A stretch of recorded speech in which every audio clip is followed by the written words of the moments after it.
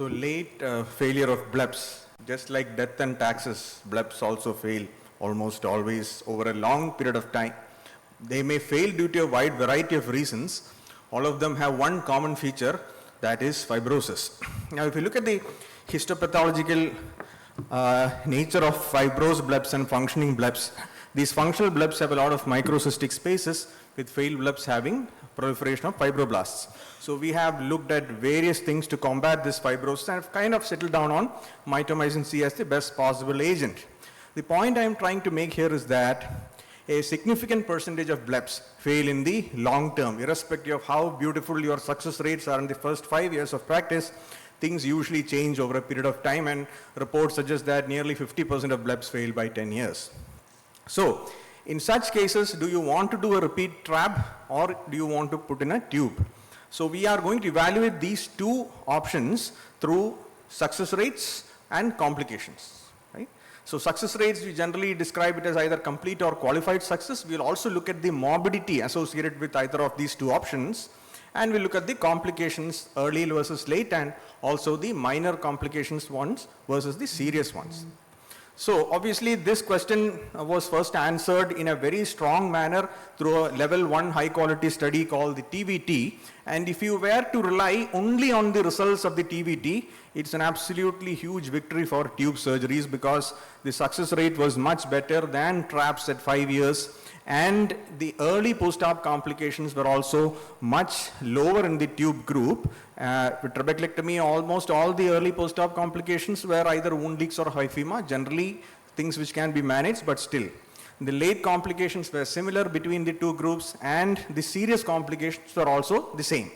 Now what it means is basically that if you have a procedure that is more successful with lower complications, obviously that becomes an obvious choice. But there are a few caveats when you look at TVT data. The first is the baseline IOP was 25 plus or minus 5. The valve surgery I did yesterday had a baseline IOP north of 40. So you will come across patients with very high IOPs than the ones described in the TVT data. 81% of the patients had open angle glaucoma. We do come across a very large percentage of angle closure glaucomas. All the procedures in TVT had the non-valve barbelled implantations. We still do a large number of valved implantations, and all the patients had a 0.4 milligram per ml use of mitomycin. In order to reduce hypotony related complications, a lot of us tend to use slightly lower concentrations than that. And plus, if you look at the TVT data, they are the data from the most accomplished surgeons. You know, you cannot simply translate the results of let's say tubes and trap surgeries from the Georges sitting there to mere mortals like us, you see. So let us look at some real world data. Luckily the West keeps track of a lot of registries. So if you look at the Medicare beneficiaries data, they compared 3 options. So let's forget the first option of primary trap. We'll look at TS, that is essentially repeat trap compared to tubes. So here, if you look at the minor complications, we find that the drainage tubes had much higher rates of primary complications than repeat trap. And even the severe outcomes, severe complications also were much greater in the drainage tubes compared to repeat traps. And these people with tubes had higher corneal edema, higher rates of endophthalmitis and low vision, but slightly lower reoperation rate. Another registry that you can use is the Intelligent Research Insight IRIS registry, which also has a TVT cohort, tube versus trap cohort. Again here, success rates were more or less the same between tubes and traps, but you will notice that the rates of complete success were actually higher with traps, which means tube patients had similar success rates but had to achieve that success with greater number of medications. That is, complete success greater for traps than tubes. So what about morbidity? This is something we don't think about too much, very important for the patients. So this is patient reported functional recovery from different types of ophthalmic surgery. It was comparing cataracts also. We will forget cataracts because the stellar results of cataract is obvious. But you compare trabs and tubes, you will find here that the visual acuity recovery is slower in patients when they undergo tube surgery compared to trabs. And similarly, if you look at the pain scores, they are higher in patients with tubes in the initial days, and not only that, the recovery of pain is also much slower in patients when you put in tubes. So if you kind of use both the RCT data and the real world data, you find that tubes significantly do not have an advantage over trabs, over retrabs. So what are the factors that kind of helps us to choose one procedure over the other? So let's look at this. So in generally, greater the fibrotic potential of the eye, you should prefer tubes. So what do I mean here by fibrotic potential?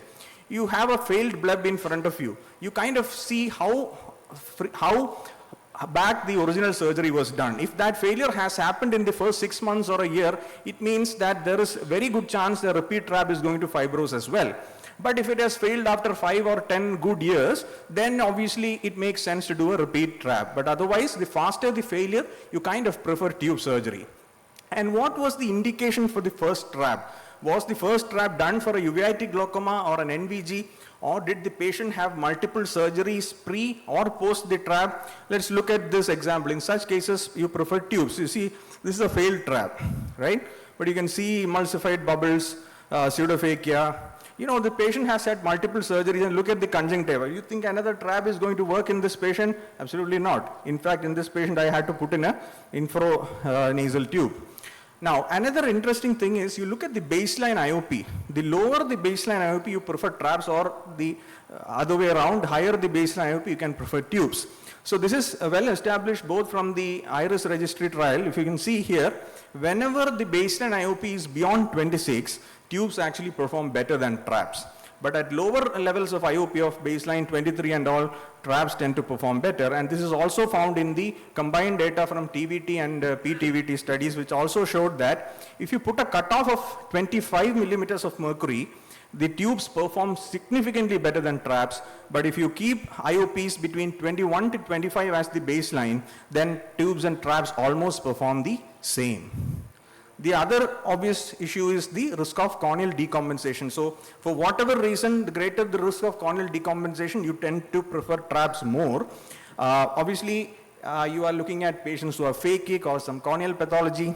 In such cases, trabs might be better, because it is well known that, you know, even if you look at the number of complications, they might be the same between the tubes and trabs. But if you look at the persistent corneal edema, it is obviously going to be much higher in the tube group, unless you have newer implants freely available which have lower surface areas.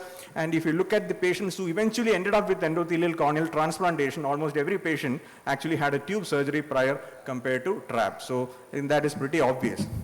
Now, therefore, unlike if, the RCT data from the TVT, it is not a slam dunk victory for tubes whenever you have a late failed bleb. The choice between the retrab or tubes is therefore very much nuanced, and it is multifactorial.